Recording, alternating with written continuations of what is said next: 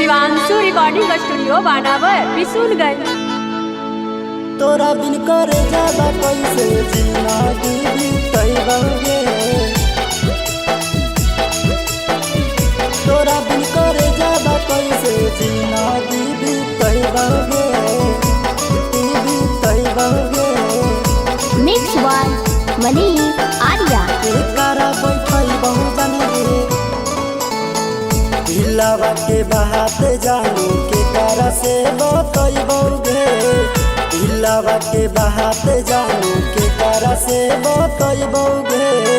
तोरा बिन करे जाबा कैसे जिंदगी बीतैबे। तोरा बिन करे जाबा कैसे जिंदगी बीतैबे। अखिया से लोहर जानू ढरे ढर बहाइबे। अखिया से लोहर जानू ढरे ढर बहाइबे। तोरा बिन करे जाबा कैसे जिंदगी बीतैबे। तोरा बिन करे जाबा कैसे जिंदगी बीतैबे। तोरा बिन करे जाबा कैसे जिंदगी बीतैबे। तोरा बिन करे जाबा कैसे जिंदगी बीतैबे।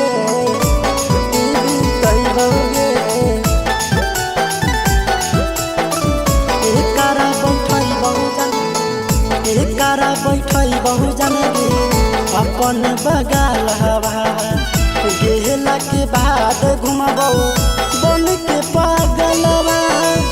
एकरा बैठल बहुजन रे अपन बगाल हवा गेला के बाद घुमबो बन के पागलवा।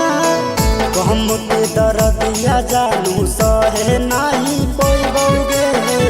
गम के दर्दिया जानू सहे नाही पैबोगे। तोरा बिन करे जाबा कैसे जिंदगी बीतैबे।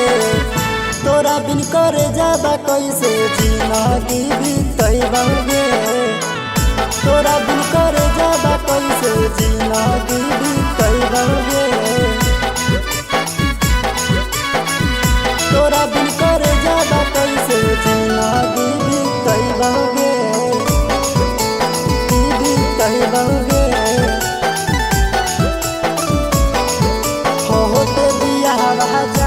होते बियाह जानू दिल्ली हमरा छोड़ गे।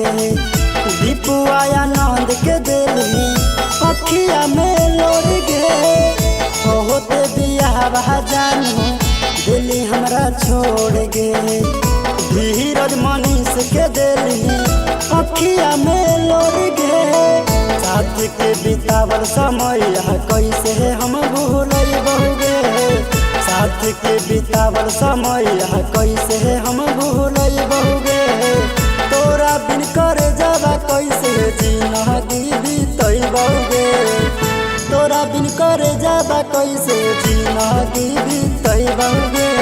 शिवांशु रिकॉर्डिंग स्टूडियो बानावर बिशुनगंज।